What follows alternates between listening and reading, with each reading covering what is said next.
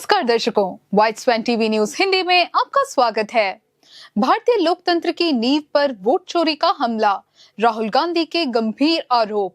कांग्रेस नेता और लोकसभा में विपक्ष के नेता राहुल गांधी ने एक प्रेस कॉन्फ्रेंस में चुनाव आयोग और भाजपा सरकार पर लोकतंत्र को कमजोर करने का गंभीर आरोप लगाया। उन्होंने हजारों सबूतों के साथ दावा किया कि एक संगठित सॉफ्टवेयर प्रणाली के जरिए देश भर में वोटरों के नाम मतदाता सूची से अवैध रूप से हटाए जा रहे हैं। राहुल गांधी का आरोप है कि चुनाव आयोग अब एक निष्पक्ष संस्था नहीं रहा, बल्कि सत्ताधारी दल को बचाने वाली एक ढाल बन गया है। उनका मुख्य निशाना मुख्य चुनाव आयुक्त ज्ञानेश कुमार रहे, जिन्हें उन्होंने लोकतंत्र को नष्ट करने वालों का रक्षक बताया।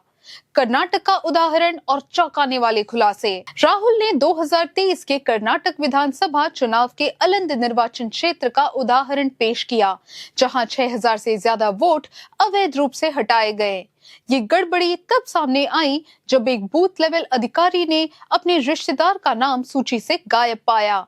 उन्होंने बताया कि फर्जी आवेदन, बाहरी राज्यों के मोबाइल नंबर और नकली लॉगिन जैसे तरीकों के जरिए वोट हटाने की कोशिश की गई।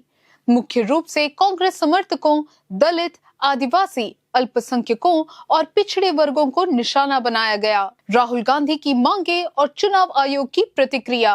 राहुल ने चुनाव आयोग से मांग की कि एक हफ्ते के अंदर हटाए गए वोटरों की पूरी जानकारी सार्वजनिक की जाए। उन्होंने बताया कि ये केवल तकनीकी गड़बड़ी नहीं, बल्कि लोकतंत्र की आत्मा पर हमला है।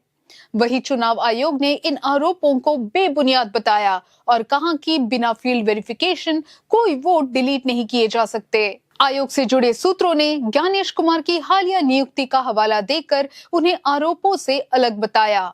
लोकतंत्र या तानाशाही? राहुल गांधी ने सवाल उठाया कि जब इतनी संगठित साजिश चल रही है, तो क्या ये सत्तारूढ़ दल की जानकारी क्या सहमति के बिना हो सकती है?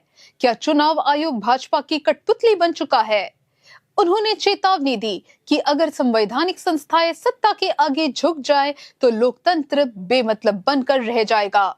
उन्होंने ये भी कहा कि जो जानकारी उन्होंने साझा की, वो तो बस हिमकंड की एक नोक है और कर्नाटक, महाराष्ट्र, हरियाणा, उत्तर प्रदेश समेत कई राज्यों में लाखों वोट इसी तरह हटाए गए हैं। अंतिम सवाल, क्या राहुल गांधी का हाइड्रोजन बॉम्ब भारतीय लोकतंत्र को शुद्ध करने की शुरुआत बनेगा, या ये केवल तानाशाही के और गहरे अंधेरे में जाने का संकेत है?